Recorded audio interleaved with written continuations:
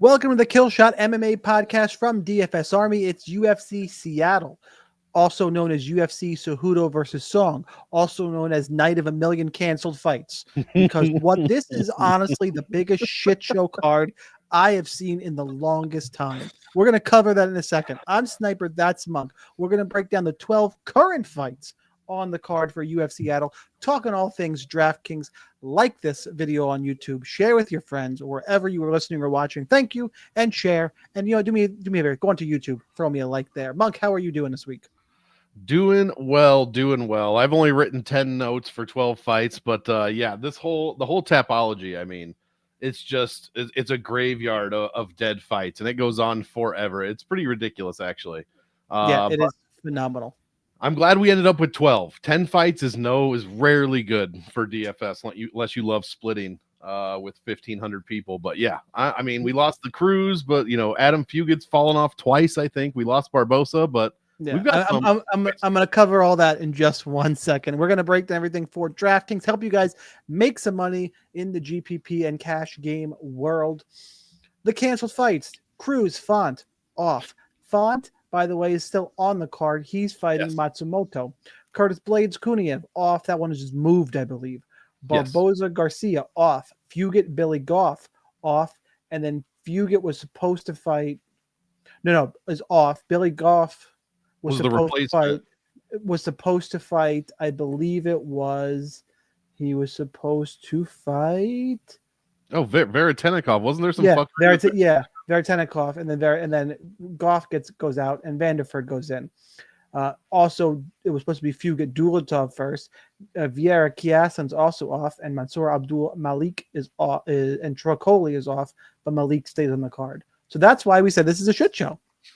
But let's focus on the fights we do have. Monk, let's just dive right into it. By the way, if you want more picks, not just more picks, but more strategy talk to optimize your tools, ownership percentages, a sharp group of guys to talk and build lineups. There's Q&As I do in the Discord, all kinds of additional tips and tricks that we don't just give away for free here on the podcast. Make sure you sign up at DFS Army, link down below to get in there. That being said, let's start with the first fight of the night: Austin Vanderford, Nikolai Veretennikov. Vanderford, Mr. Paige Van Zandt, had to be said at least once. And by the way, Mary Paige Van Zandt, you call me whatever the fuck you want. Minus 120. He's the favorite. That's right, he's the favorite.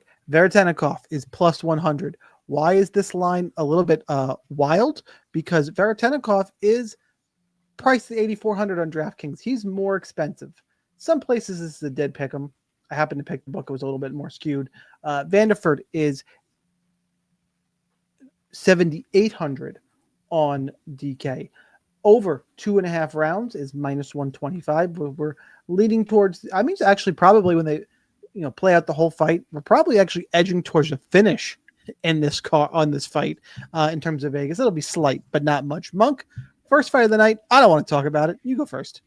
Brutal. I'm pulling seniority here. Fuck you. Talk. Yeah, super brutal here. We've got Veretennikov playing musical chairs with his opponents, which is fine, but he didn't do shit against Danny Barlow. In fact, in that fight, neither guy did shit. They both landed like 1.5 strikes a minute for 15 minutes. It was a lame split decision for the most part, unless I have my stats in here wrong. That could be something looks off what I'm looking at. But either way, Veretennikov priced as a favorite. I'm not looking forward to very much. We do have a DWCS fight from Austin Vanderford, but it's from back in 2018, so who gives a shit? You know what I mean? So it doesn't really mean much there. I don't know what the original line was. I must have had it wrong in my sheet, but it seems to have flipped possibly. Yeah, it did. It did. It flipped majorly, right? Veretennikov opened around minus 130-ish, and now Vanderford's around minus 120. Yeah, so I mean, I guess I'm going to play a little bit under for the most part. I think I'm going to keep an eye on the goes to decision line when that comes out. If it's not out already, which it might be, I might have just missed it. But if that's going, then I mean, I'm not too interested in this one. Even with the salary savings at 7,800 for a favorite, maybe get a little more Vanderford than Veretennikov, but just a basic breakdown there for that one. I actually am going to go the other way. I think Veretennikov looks a little bit better. I kind of think they're trying to get him a win and get Mr. Paige Van Zandt into the UFC. Veretennikov, by the way, has fought some tough competition. Like his schedule for what is it, 0-2 in the UFC, right? Or was it? I think it's just one, unless I missed one. Like No. Yeah, it was the contenders. He had a contender series fight against Michael Morales. Which Michael Morales needed to take him down. Needed his wrestling. Morales has been sparking people, and went to decision. Morales used his takedowns in that fight. Then he lost to Danny Left Hand to God Barlow in a split decision where I think Barlow got the worst of that. Barlow did not look very good. I think Veretennikov has looked better than I thought. I think he's going to be a little better than Vanderford on the feet. I don't think there's going to be much grappling here. It's kind of a lame DFS fight to start the night with. As I fuck with my microphone here, it's all fucked up. So I'm going to be fidgeting with this thing the whole fucking show. That'll be fun. I do think, though, that I'm going to end up... Sorry, guys who are watching. Fix this. There we go. I'm going to end up with a little bit over on Veretennikov because I think he's a little better, and he's going to be less on because of this odds value flip, and a little under on Vanderford. It's not a huge take. It's, 20 to 10% of each guy. Which kind of is a stronger stance I have on the card. This is a weird one. I am on the Veretennikov side, though. All right, let's move on. Let's talk... I'm glad I get to talk about this fight first. Modestas Bukauskas take on Rafael Cerqueira. Bukauskas minus 270. Cerqueira plus 230. Fight ends inside the distance, minus 250. That is a really healthy inside the distance number. Your DraftKings salary on this one: Bukauskas 9,300, Cerqueira 6,900. Monk, would it surprise you to hear that I came within, as they say, a cunt hair of picking Cerqueira straight up to pull a relatively large upset in this one? Honestly, no, because no offense to you, but I've seen everyone is picking Rafael Cerqueira this week. It's crazy. So I don't actually pick him, but he's a really strong GPP DraftKings play who could break the slate. The reason is that Bukauskas is okay. He's fine. And last time out, Cerqueira is the guy who brings forward, aggressive, and moves forward. Mostly was a can crusher in the regional scene. Fought Ibo Aslan. They both went forward. Ibo was better. Bang. The worry here is that Bukauskas is going to end up on the back foot. Can he not get hit by something big enough before Cerqueira kind of fades out? Because for the most part, Bukauskas is a good striker, doesn't really finish people at light heavyweight. And you're going to have this buzzsaw coming at you strong for 7.5 to 10 minutes before he probably fades out. And don't get me wrong, I think the exchanges, Bukauskas is going to win those. I just think Cerqueira is a very good chance to land something big. It wasn't a large enough thought for me to pull the trigger on the pick. I will be over on Cerqueira, probably a little under on Bukauskas. I actually think there might be some value here on the goes to decision line, because I think if you're favoring Bukauskas and I'm getting big plus money on fight goes to decision, interesting small little look. Just for whatever that's worth. I did stay with Bukauskas, but it's Cerqueira's a live dog here. Monk, what you got? Absolutely a live dog. I mean, this is a huge high risk, high reward GPP fight here. So you're going to want both sides in. I mean, you're not touching this in cash for obvious reasons. I mean, Bukauskas at minus whatever you said. I mean, maybe it's gotten narrower, but my lines from yesterday, he was at minus 290 like 20 hours ago. Absolutely ridiculous. That's about where he is. Since for Modestas Bukauskas. Some books opened him in the mid threes. Yeah, yes, I had to drop it down because I wrote my original write-up was on Monday and it was over +3, so I had to change it because it was like minus 290, like I said. But yeah, this is there. I have no confidence in either guy. I mean, Bukauskas, we don't have any stats for Rafael. He landed one strike against Ibo Aslan. It was dispatched in less than a minute. I mean, Bukauskas has not looked great. He's beaten Pedro, Paunga, and Practiao in his last 4, and Rafael Cerqueira does not have a P in it anywhere. So you're probably right on picking Rafael. I think he's the much better GPP play, but again, high risk, high reward, get both sides in. But Modestas at 9,300 is wild. Yeah, it's really hard to justify for sure. Yeah, Agreed. All right, let's move on. Moving out. Let's talk Nursultan Ruziboev taking on Eric McConico. I have a commentary here in just 1 second. Ruziboev is minus 255. McConico is plus 215, making his UFC debut. Fight ends inside the distance. Minus 400. 1.5 round prop is minus 115. Pretty much a dead pick 'em there. Your DraftKings salaries. Ruziboev is 9,200. McConico is 7,000. Fight breakdown aside. Ruziboev, and I understand that I think it's Azerbaijan, right? Yes. That's where he's from. It's like black is a really common nickname, and it's not, it's different than what it is here, but you're going to learn English. You might want to read what you're tweeting and understand context, because oh no, I didn't see this. Holy shit. He posted something like exciting. He's like, black fight news coming soon. Like, bro. And he put it in quotes, and I was like, that better be his nickname. And it is. It's Nursultan Block Ruziboev. But you just go, man, I would context, brother. Context. Black so, fight.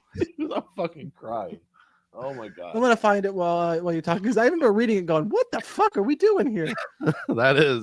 That's pretty good. I definitely want to see that. That's good. 34-year-old debuting fighter is always makes me a bit apprehensive. Yes. It is light heavyweight, for whatever that's worth. That's true. And we are going against Ruziboev, who looked like absolute dog shit. I know it was against Joaquin Buckley, and that loss is, not aging poorly, but that was really, really bad. Oh, okay. Wait, I slightly misquoted the tweet here. It's still pretty glorious, though. You wanted some black action? I will give it to you. Fight news coming soon. That's way better. That's way better than what you said. That's way better. There you go, guys. Oh man. Black action coming. Black action. It'd be better if he said blaction, but whatever. He's not. He's from Azerbaijan. He doesn't. He's still learning the language. Give him a break. Exactly. Yeah, we got to work on your portmanteau skills, Nursultan. But older debuting fighter, not comfortable with Ruziboev against Buckley. ... I like Ruziboev here. I don't know how much I really like him for DFS, but I think based on the 9K range, I'm forced to play more of him than I probably originally thought. McConico has his last 3 fights in tough enough. His opponents are 53 and 34, so that's still a winning record, but I mean, he's fighting guys with like 20 losses. Like it's quite a few number of losses. There we go.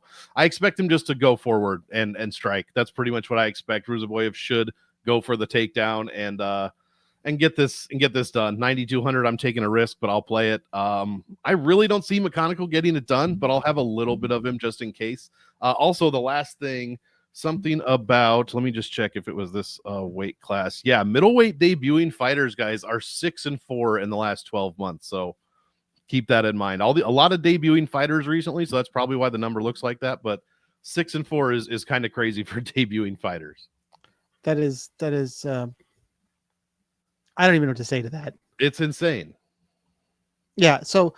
Same thing. I think Ruziboev is going to win here. McConico will come forward. Ruziboev is better. Ruziboev also needs a win after losing to Buckley last time out. Different skill set here. Setting up Ruziboev. I'm on Ruziboev quite heavily. Good GPP play. I think he's viable in cash games too, even though it's a high volatility fight. Love me some black action. Black action. That's a top tweet, man. That was great. Ricky's black action, just like, do you want it? Ricky Simone, Javid Basharat. Basharat minus 225. Simone is plus 190. Fight goes to decision is minus 325. Should see a decision in this one. Your odds for this one. I find Basharat is your salaries. Basharat is 9,100. Simone is 7,100. Monk, can you take this one first? We'll get a little bit of feedback here I want to deal with real quick.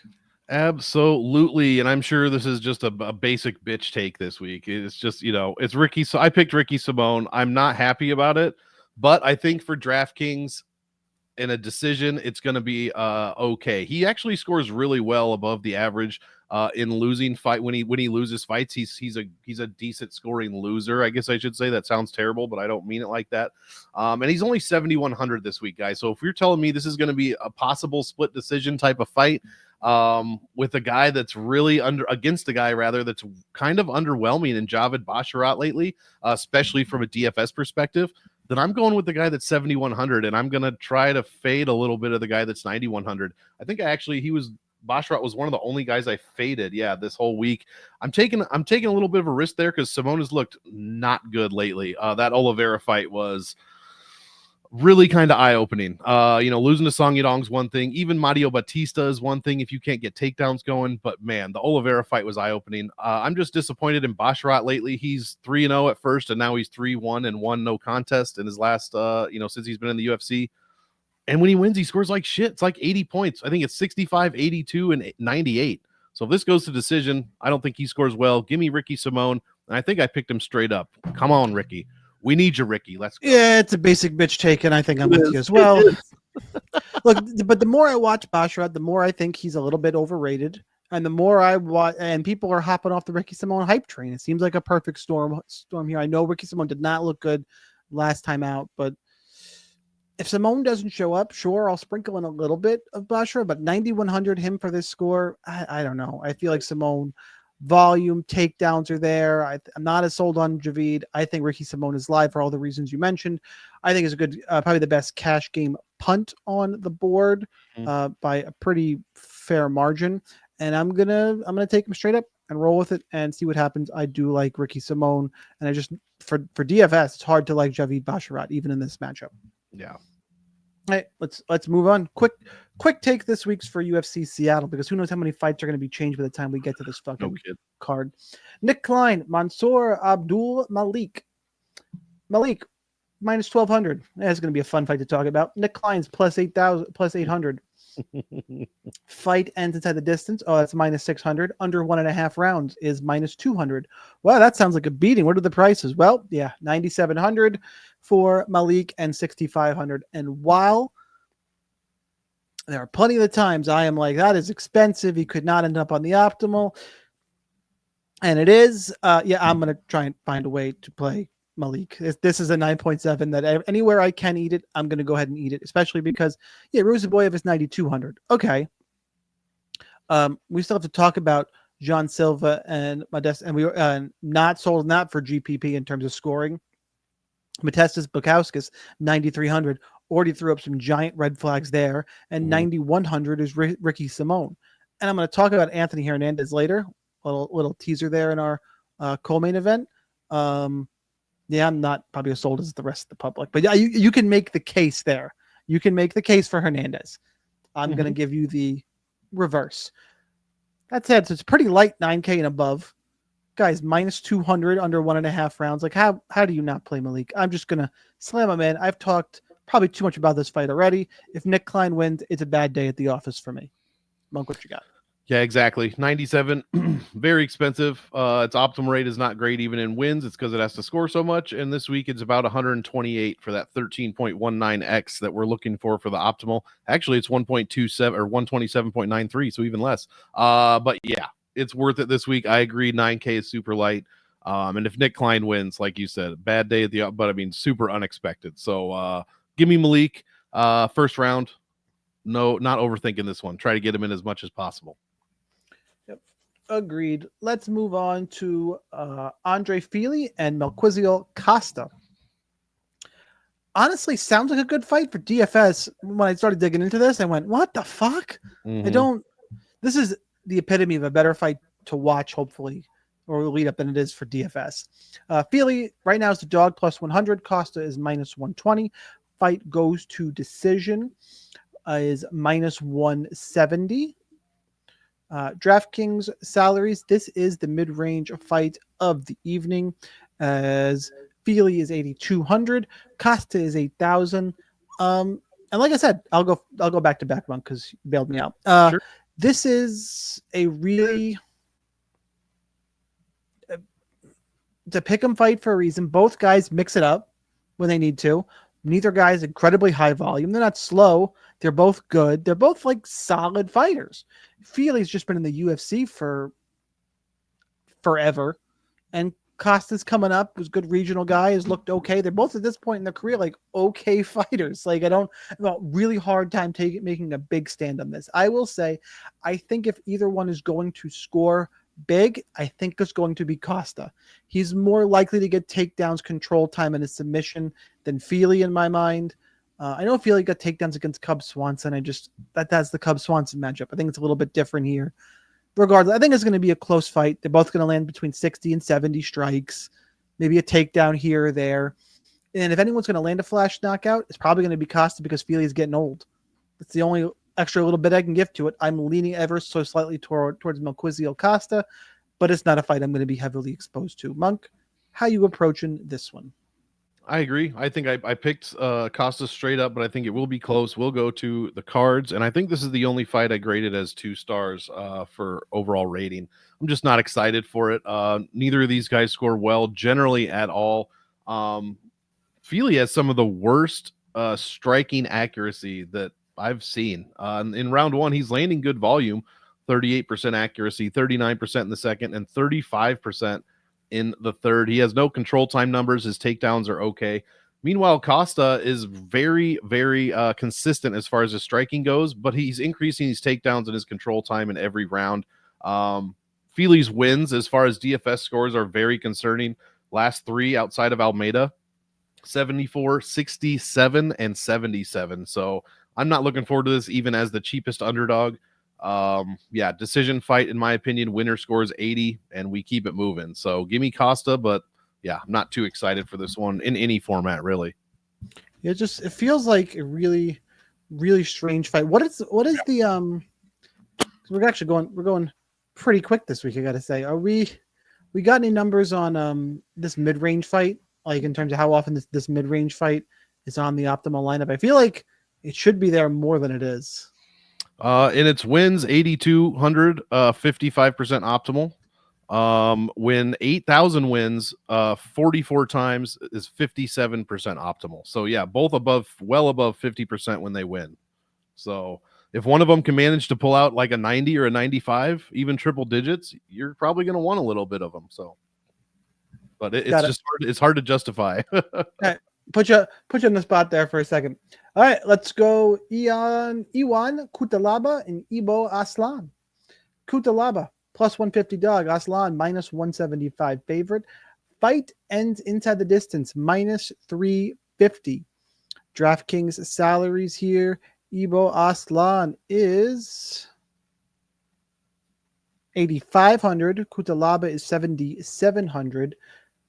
Monk, everybody was all about Iwan Cutelaba in this fight, all about finishes, violence, and then last time out, he gets measured and methodical, lands some takedowns, wins a fight. What the fuck happened? We gonna see that again? I hope not. It's been 2 in a row. I mean, he's won 1 and lost 1 against Linz, went 15 minutes. Ivan Arslan went 15 minutes. Like, what the hell, man? This one's Ibo Aslan. Don't get it confused. He's the one that beat Rafael, the guy who's opening the card. Well, second fight on the card now, in less than a minute. And he beat my favorite fighter, the Pleasure Man, in his debut. So I picked Aslan straight up. I put this as a 4-star fight just because I'm still in the camp of Cutelaba's wild, and Aslan, seemingly can get it done early. Listen to some of these numbers from Cutelaba. He's almost always shorter. He's almost always the shorter reach, and he's almost always fighting orthodox fighters, obviously, as a southpaw. 3-8-1 against taller opponents, 3-7-1 with against longer reaches, and 5-7-1 against orthodox fighters. So I know he has a losing UFC record, but man, those are some bad trends. He's gonna have to wrestle is his only way to win this fight, in my opinion, unless he lands some crazy wild looping overhand right. But yeah, I just got Aslan. I mean, Cutelaba is only 31, but he's fucking fight old. And he has some of the worst fight IQ of all time. So it's hard to get behind it, but still easy GPP fight here. I'll have more Aslan, but never count out Iwan Cutelaba.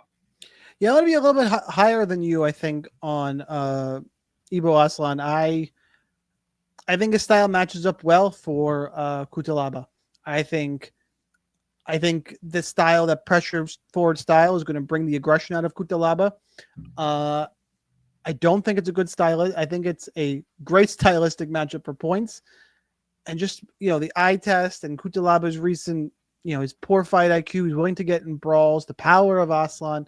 I like Ibo Aslan. I'm going to have a ton of this fight. And if I get burned by Cutelaba again for this style, it is what it is. But I don't think that, like Felipe Lins, you thought, okay, Felipe Lins is going to slow Cutelaba down, right? Yes. If anything. No. Like this is going to be a buzzsaw coming at Cutelaba, and I don't know how he's going to handle that. I don't think well. I think he's going to go a little bit crazy and engage in the brawl, which he could win, but I think it favors Ibo Aslan. That's where I'm going in probably one of the stronger GPP fights on the card. Mm-hmm. Speaking of strong GPP fight, we got to talk Alonzo Menifield and Julius Walker. Menifield is minus 235. Walker is plus 200.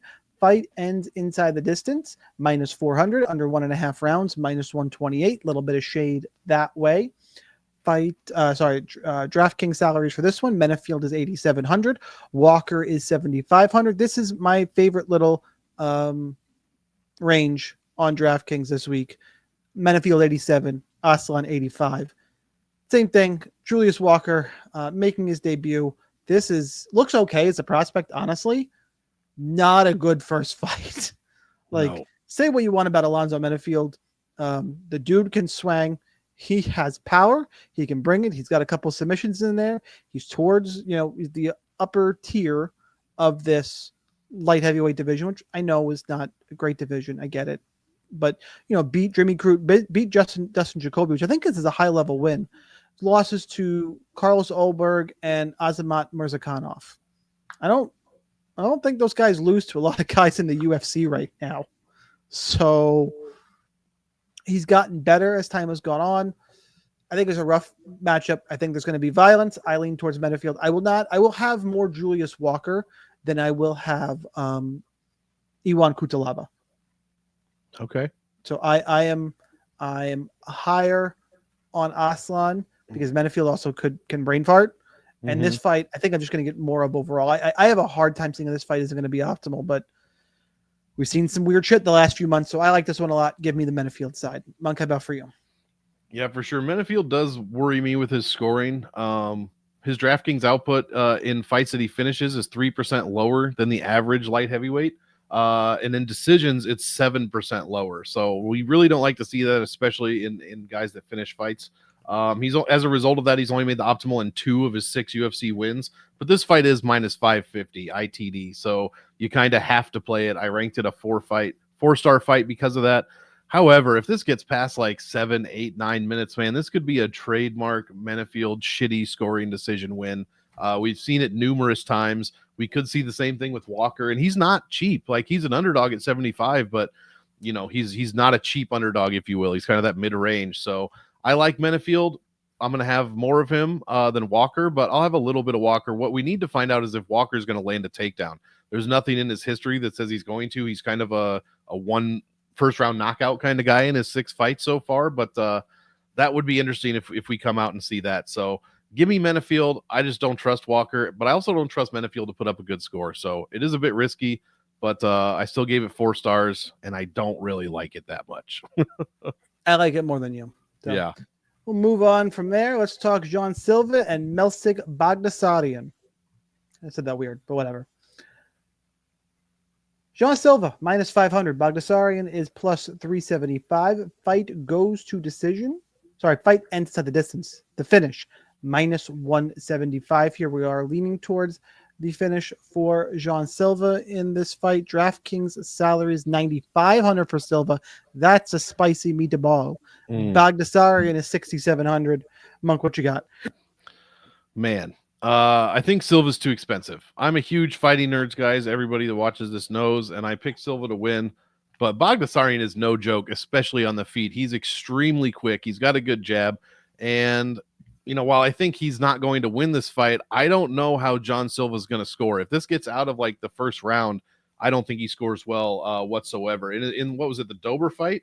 Yeah, he put up 66 against Dober, which, Dober is a damn good fighter. I'm also a huge Dober guy, and Melsik's probably not as good as Dober, but it's a different skill set. It's Dober's doesn't have the quickness, he's got the power. So Silva's definitely going to have to get his game going and not take Melsik for granted. I just think this is too wide. It could look like it's appropriate at 95 and 67, but honestly, if this gets out of the first round, I'm ripping up my John Silva lineups for the most part. Like, there's no way it's going to score well. So I'll be a little bit under for this one. I rated this a 3-star fight, and mostly it's the Weston Wilson fight. We've seen him at this salary before. He was 96 against Weston Wilson, got a first-round finish, scored 115, and it still was not good enough to make the optimal lineup, guys. So I know he's $100. Yeah, I know he's $100 cheaper this time, but and obviously the card makes a difference, as Sniper just said. However, it's not a guarantee, so I'll be a little bit under. I'm just hoping for a good fight. This could really be a really good fight. Yeah, especially when you have $200 more, you could just play Malik. Cool. Exactly. $300 less. I can play Ruziboev. Exactly. I don't know how much John Silva I'm going to get in. I'm with you. I'm definitely worried about the scoring and the price, and I don't think he rolls through Melsik. Just like you said, Melsik is good on the feet. Give me Jean, but I'm going to be underweight to the fight. Agree with pretty much everything that Monk said there. I gave a half a look to Melsik Bagdasaryan upset. Couldn't pull the trigger. Was definitely closer on the Cerqueira pick than this one, but I gave it some thought here. I just the line's a little bit too wide and the scoring is concerning. All right, let's move on. And oh God, I just got an update from like every time my phone goes off and I have fight alerts set from Marcel. Everybody should be following Marcel Dorf on X. I just got an alert and now I'm fucking terrified to open this. Let's see if we just lost the fight. Nope. Okay. UFC requests a permit for an event in Nevada, May 31st. Okay, good. No big news there. And that's through MMA Kings, who another good follow on MMA Twitter. You guys should. I'll go follow MMA crazy Kings. Kev. Okay. God, I thought we were going to lose a fight. I was so sure. And I was sure it was going to be Silva Bagdasaryan because we just talked about it. It's going to be Matsu. Yeah, exactly. That or the one we're about to talk about. Rob Font, another Jean Matsumoto. Matsumoto is minus 155. Rob Font's a dog at plus 135. I was a little surprised by this, mostly because maybe because I wanted to bet Matsumoto, and I don't think I could bet him as a favorite against Font. But fight goes to decision, minus 280. So we're not screaming DraftKings points in this one, in terms of finishing anyway. Matsumoto is 8,600. Font is 7,600. I think I'm first for this one. This is a late ad. And Matsumoto has mostly been a striker in his career, but he looks like a good athlete. Has shown some decent grappling chops, at least defensively. I think he's wrestled a little bit as well. Let me pull it up real quick. I remember when I was first watching film on this. A little bit. Yeah, a little bit. He took down Dan Argueta twice and once against Katona. And the thing is, I think Matsumoto's a smart fighter. And if you have takedowns against Rob Font, you can win a fight. Like it's that simple. And Rob Font is really good, strong, good boxing style. You know, he beat Rob Font. He beat Kyler Phillips. Kyler Phillips still took him down 4 times. Like, if you can wrestle, you can win a fight. And Matsumoto, I think, can. And on the feet, I think it's close. Font's a little more powerful. I think it could be a close fight on the feet. I'd probably favor Font a little bit. But when you mix everything in, I think Matsumoto's got more skills. I also think in terms of DraftKings, if Font wins, I don't think he's going to finish him. The odds say he's not going to finish him. He wins a striking-based decision that's not going to score well enough in this mid-range. Whereas Matsumoto, if he goes to the grappling, he could put up some numbers. So I'm definitely more on the Matsumoto side here. That'll be my pick and definitely my preferred play. Monk, how about for you? Yeah, same. What did you say? This is 86 and 76? Yeah, I'm on the Matsumoto side for sure. It's because of what you said. Rob Font's takedown defense or lack thereof. 4 of 5 against Kyler Phillips. Figueiredo took him down 4 of 7 times. 7 of 7 from Corey Sandhagen. So it's not good as past. That was wild. That was something. He got controlled for 20 minutes of 25 minutes. That was crazy. So yeah, I'm fucking frustrating. I can't fucking get up. Oh, just bad. So I'm on the Matsumoto side, but his scoring's a bit concerning. 78 against Katona, 92 against Dan Argueta. Yeah, I'm not huge on this for DraftKings. I haven't done my write-up yet, but I'm sure it'll be probably I'll land on like a 3-star fight. I'll be picking Matsumoto for sure. I don't even know about cash games. I just don't think I need to know that he can pay it off, and he hasn't shown me that yet. I need him to score like 100 points. So this is going to be a big one for me. I don't know that he's going to do it against Font, but I do think he gets the win. But yeah, not too interested in this for really any kind of DraftKings contest at all. It's tough, and it's at catch weight if you need to know, 140. That's right, because Matsumoto's taking the fight really on super short notice. Yeah, that is the other X factor here, is that Matsumoto's got to wrestle on short notice. What's his gas tank going to be like? That is a little concerning. Who was Font's original opponent? Rob Font was supposed to fight down here Dominic Cruz. Oh, that's right, shoulder. That was poor Tom Cruise, man. Right, blowing every ACL, shoulders. Man, you don't want to see a guy not get to choose when to retire. I don't mind Cruz as announcer. I think people give him a little bit too much shit. Like, he's more technical than some people want to hear, but especially in the grappling, and he's intelligent. It's a good mix up. I like the mix up. Like, don't get me wrong, I love John Anik, like Michael Bisping. I'm fine with DC. Rogan's nostalgia is fine. Like, I'm fine with all of them. I like the mix up. If you're asking me, we got a little bit of time. Favorite, if you can't pick the standards, and even if you could, let's do it this way. You can't pick John Anik. Who do you want on the mic? For non-color? For play-by-play. Let's go to the fantasy booth real quick. Take probably minutes. Goodman. I like Goodman. Gooden. I was gonna say, when I heard Gooden on Saturday, John Gooden. Gooden. When Gooden got on the mic on Saturday, I was like, oh, I'm here for a John Gooden assignment. Yeah. I like this. Paul Felder. Paul Felder is my favorite color. You stole my thunder. I think Paul Felder is the best color commentator in the UFC. I think bar none, hands down, better than DC, better than Rogan. Paul Felder is the best color guy in the company.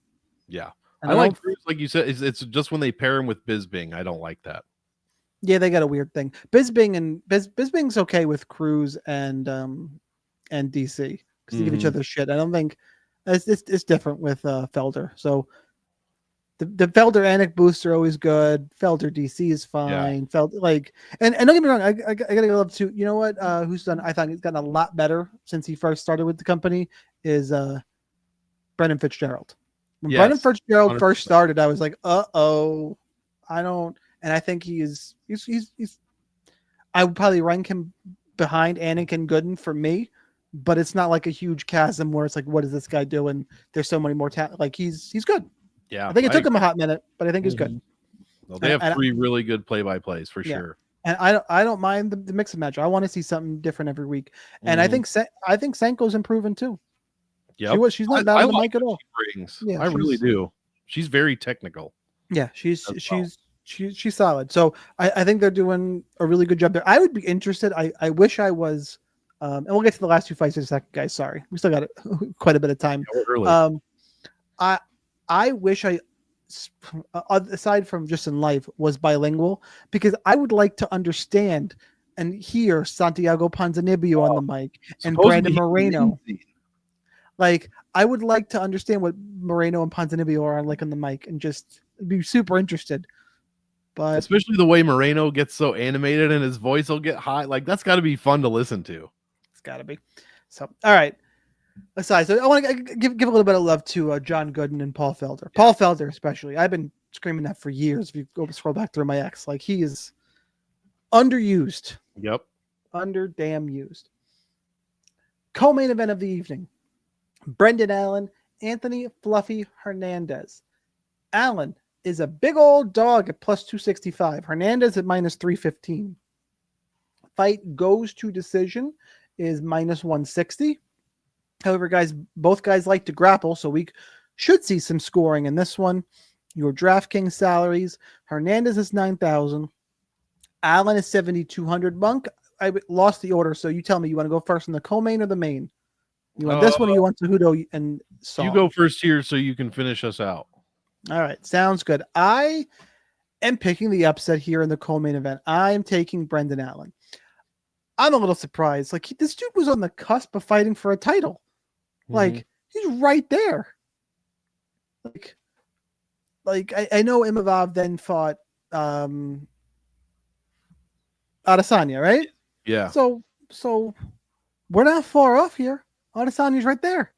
And Imavov is getting the next shot, right? I'm all Supposedly he should. yeah. So he was like 2 fights away.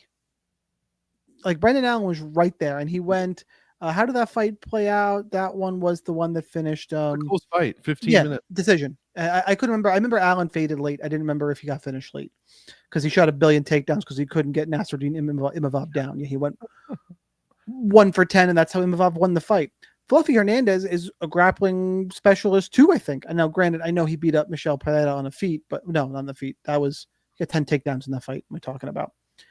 But that was 100. All your stats, by the way, for Hernandez, sorry, they're garbage. They're garbage. They're thrown out. They're not worth anything because he got 212 strikes in one fight against Pereira, 152 significant strikes. Like you lose, your outlier there is going to be bringing some stuff down. But regardless, Hernandez gets takedowns: 3 against Kopylov, 6 against Shabazian, 8 against Marc-Andre Barrio. Submitted Adolfo Vieira. Remember, Brendan Allen is a guy who typically wants to get fights to the ground and is really fucking good down there, like top tier guy as well. When you submit, like I know everyone's like, hey, remember, Fluffy submitted Adolfo Vieira. I would argue that submission is far less impressive than the Andre Muniz submission that Brendan Allen has, because Adolfo Vieira was so tired, Monk could have submitted him. Like he was exhausted. Andre Muniz, like I don't know, Brendan Allen is legit. This line's too wide to me. Allen's also, they're going to be grappling. Allen's the bigger guy. That's going to matter for something here. I don't know. I think Allen, typical, I said it before, Allen's being undervalued. Hernandez is being overvalued. I'm not saying I'm going to fade Fluffy Hernandez. I'm saying Brendan Allen is my second favorite underdog on the card. And we haven't talked about my first yet. So I'm saving some thunder here for late. I like Brendan Allen in this matchup. I think the Fluffy Hernandez hype train is going to come to a stop here. I think Allen is better than people think. Grappling matchup should be a fun one. Give me the big old dog to pull a big old upset. Monk, how about for you? Yeah, we've had the benefit of seeing this fight already, actually, in LFA. And it was a very good fight. I believe it was 25 minutes. I didn't even mention that. Yeah, go ahead. And Brendan Allen looked okay in the first round. He looked okay. However, there was an insane difference in skill in the grappling. It's not, Allen is phenomenal grappler. Fluffy is much, much better than that. I forgot about this. The way he floats around on top, it's just effort. It's like it's a thing of fucking beauty, man. Everything Allen tried to do was countered. Every time Allen got on top, Fluffy wall walked over, effortlessly, like he was just going for a walk down the street, and then he was on top.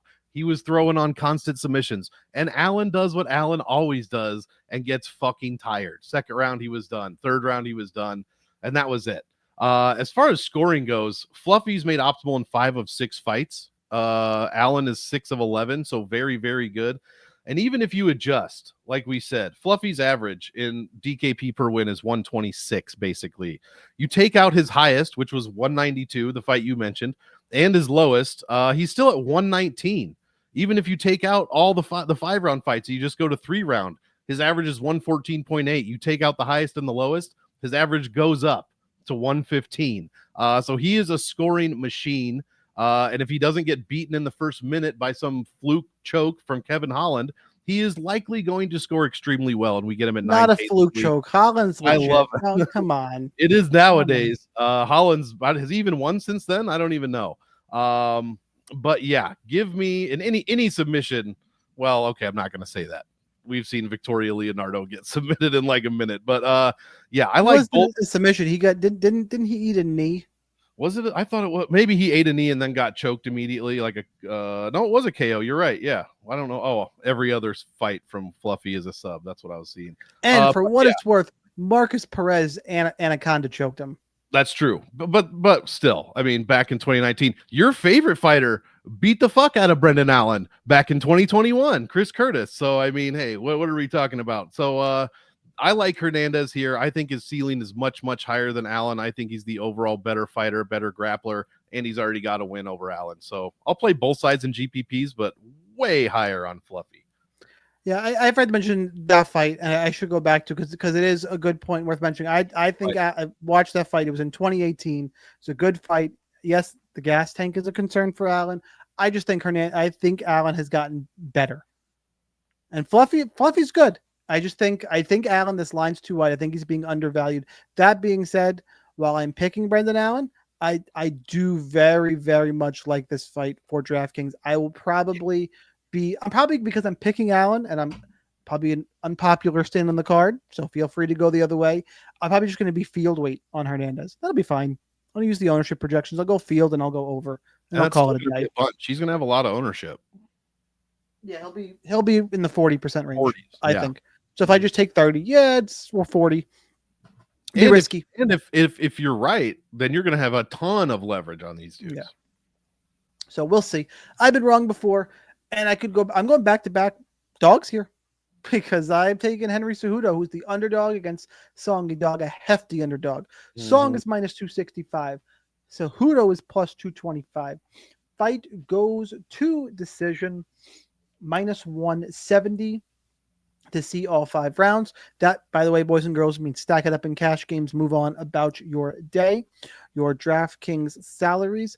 So Song is 8,900. Cejudo is 7,300. Monk, who you got? I'm with you. I'm taking the dog here, and I hate it because I don't like Henry Cejudo. But I just think he's not done yet. I mean, that Sterling fight was way closer than I think a lot of people remember. Another fight you should probably go back and watch for sure in the lead up to this one. And we all know what happened to him against Merab in that fight, but that's Merab, dude. He's gone on to prove against Umar that that's just what he does. And even an Olympic wrestler at 35 or whatever it was, 33, or no, he was 37, can't quite keep up with that. And that's no slam on Henry. It's just Merab is a superhuman. Song Yadong, fantastic striker, we all know, has the power through all 25 minutes. Very important to remember. But honestly, I think Cejudo is just too good. Peter Yan took down Song Yadong twice out of 5 attempts. That's a big one. Yeah, Ricky Simone, 2 of 9. Corey Sandhagen took him down on 14 attempts there. So what's his overall takedown defense? 72.4. That's not going to be good enough against Cejudo, in my opinion. If he's not completely spent, then I think he has a damn good chance. And the salary is just right. At 7,300, I think we could potentially see a ton of value at that point. Now, you might be thinking, well, there's an 11-year age difference. That is true. And I didn't look up who it was. I can and put it on Twitter if you want me to, or in the comments of this video. There's been one bantamweight fight in the last 12 months where there's been an age difference of 11 years, and the older guy won. So if you know it, type it in the comments. I don't remember off the top of my head, but that's another. What did you say? It was one bantamweight fight. Yeah, with an 11-year age difference, and the older guy won. Yeah, off the top of my head, doesn't that sound like Faber and Simone? Well, this is the past 12 months. Oh, past 12 months. Yeah. Past 5 years though, it's 3 and 2. Oh no, it's for the young guy. So twice in an 11-year older guy has beaten a younger guy at bantamweight. Dom Cruz won any fights lately? Yeah, I was gonna say I want to look this up because now I got to know who it is. But yeah, it's the salaries for me. Man, drive me crazy now. You're a dick. Right? It's the salaries for me. 7,300 on Cejudo. Like I just think the potential value is really fantastic. Let me see real quick since we have a little bit of time. What kind of value numbers? Oh yeah, a value in win. He's right about the UFC average at 11.4. But even when he loses, and this is why Sniper said stack it up. 5.65x is his average per loss. That's 76% better than the average UFC loser. So even at 7,300, you score 50 points. It's not terrible. Yeah. So our questions here are: what is Cejudo's motivation? How old is he? What's his durability like? Those are the questions against Song, because stylistically, Song can get taken down Cejudo, if you haven't heard, won a gold medal at the Olympics. Don't know why Song's this big of a favorite, other than we assume Cejudo's fight old, not durable, and not motivated. He's looked pretty good against, he looked fine against Marab. He looked pretty good against Aljo. Arguably won that fight.